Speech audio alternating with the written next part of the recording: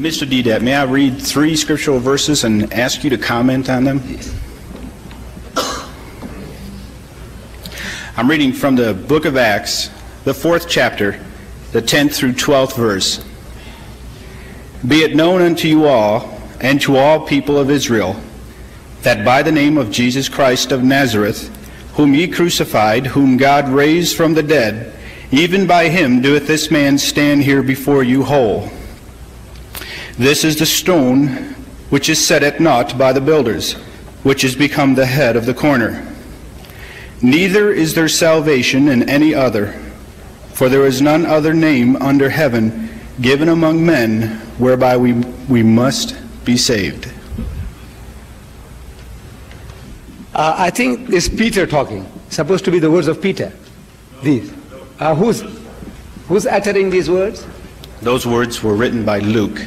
No, but now Luke was not talking, because Luke was not there. He was not one of the disciples. Peter was saying these are the words of Peter. Yes. That's right.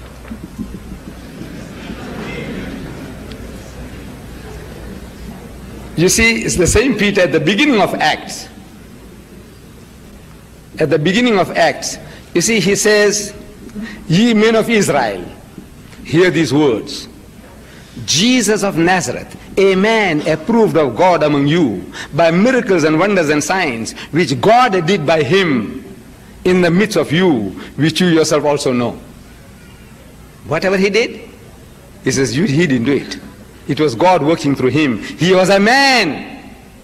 He says, a man. Peter was the greatest authority as left by Jesus. You remember among the 12, he tells Peter, he says, Peter, feed my sheep. Peter, feed my flock. In other words, look after them. Look after them. So on this rock, Peter, thou art Cephas, and on this rock I'll build my church. On you, on the strength of what you are talking now, the way you are thinking now, I'll build my church. Peter. So the same Peter is telling you here in the book of Acts at the beginning, he says that he is a man approved of God by miracles and wonders and signs, which God did, he didn't do it. So he is the way, no other. He said, look, the only information Peter had was this man Jesus. And he's right. He said, look, if they want another way, he was the one who's fulfilling the laws of Moses. He's come to bring them back to the path. They had strayed away from the path. They had gone for the letter of the law. They had forgotten the spirit, the Jews. So Jesus Christ is trying to bring them back. He's trying to elevate them. They're going for the letter of the law, forgetting the spirit. And I can give you dozens of examples. Everything he said was trying to elevate the Jews. So if you want the will and plan of God, here is the man. He is the way.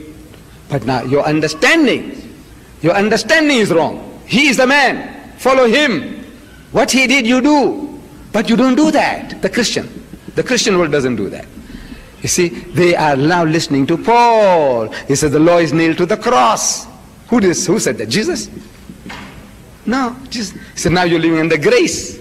You're not bound by the law anymore. Brother Swaggart says, he said, if this, you have already purchased salvation just by believing. And if you want to add more to that, it's not accepted. It's ingratitude on your part. You say, now, look, I must fast, I must pray, I must restrain, I must restrict my life. You say, no, that is not salvation. You are showing ingratitude. The man paid the price for everything. Your rape, your murder, your incest, everything he's paid the price. You just got to accept the penalty that is paid for. Where did you get it? Where did you get that?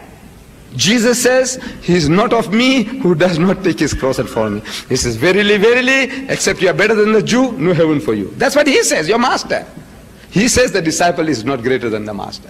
He says, my Father is greater than I. My Father is greater than all. He said, the word you hear are not mine, but the Father that sent me. He had given me a commandment, what I should say and what I should speak. Even as the Father has said unto me, so I speak. Where does he say, I am equal to the Father? He says, my Father is greater than all. My Father is greater than I. Where? No, but Paul. It is Paul. Every time you contradict me, you're contradicting the words of Jesus with Paul. Little wonder that Jesus Christ got third position in the book of Hart. Michael H. Hart, the top 100. He said, look, it's Paul. He's the real founder of Christianity. So, brothers, I said, look, let us go to Jesus. Listen to Jesus, because if you listen to Jesus, it is Islam.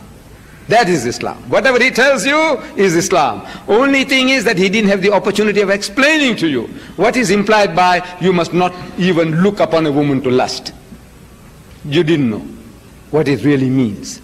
So Islam tells you that, you see, it means something more than what you're reading. Not only not looking to lust, because it's, look, I'm looking, admiring God's creation. Look at the shapely form. 36, 24, 36. What a beautiful size, proportion. I'm only admiring his creation. Are you? You're not lusting? We are. We are. Islam says, the Quran says, when you see a woman, cast down your looks. You don't develop that picture. You are developing the picture and getting into a mess. Reason? Because Jesus didn't have time to explain to you. At every step, everything that I show you, I said, look, you the good Christian, you are actually following Muhammad. Though you are giving credit to Christ, the credit comes to Muhammad. You say, don't drink. Brother Swagat says he never touched it. No beer, no alcohol of any kind, all his life he never touched it. I said, look, you're a good Muslim. You're following the teaching of Islam. If you followed your master, he turned water into wine and they had a jolly good time, as the other Christians say. He said Jesus was no killjoy. He was no killjoy. So you see now, a woman, you come across a lady who has been divorced for no fault of her own. She married her glamour boy, had quarter dozen children. The guy was a drunkard, an alcoholic. He beat the wife. He couldn't keep a job, starving the children. So she goes before a kindly magistrate. He said, look at this. Look at my condition. What this man is doing to me. I want my freedom. And she gets her freedom. Divorce. You come across that lady, unfortunate person, with the liability of 3 children. You know she's beautiful, still beautiful. She's intelligent. She's been through the mill. She'll make a good wife. Would you not marry her? Are you going to hold it out against her because she made a mistake? Any sensible man, he says, no, marry her. Give her protection in marriage. I said, when you do that, you're following Muhammad, not Christ. You are a hypocrite if you said you're following Christ. Because Christ said, whosoever marries her that is divorced, committed adultery. That means your children will be illegitimate. And they'll be illegitimate for, according to the Bible, 10th generation. The Bible says in the book of Deuteronomy that the bastard shall not enter the congregation of the Lord even until the 10th generation. Don't get shocked. This is the King James Version. They say bastard. I didn't say that. It's in the Bible. The bastard shall not enter. That means once you're a bastard, your 10 generations are bastards. That's what the Bible says. So would you like to do that? No. But if you marry that woman and you're going to beget any more children, they're all bastards. And for 10 generations, they'll be bastards. But you say no. No, this woman, how can I hold it out against her? She made a mistake.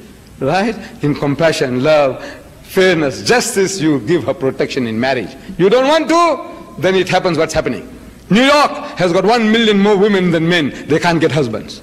Your country, 7.8 million more women than men. They can't get husbands. If every man in America gets married, there'll be still 7.8 million women who can't get husbands.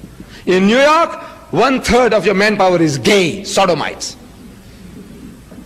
Your prison population, 98% of your prison population is men. Then man gets cold feet for 100 different reasons. You know, you got 20 million more women on your hands for whom you have to find husbands. Do you know that? You have no answers. No answers. Salvation, what salvation are you talking about? Talk to them. There's 20 million hungry women. Talk to them. Their salvation. Those 1 million in New York, their salvation. Tell them, sublimate their passions. That's what you're doing. Are you? Sublimating your passions. 1 million women can't get husbands. And the manpower that is around them, 1/3 are gays, sodomites.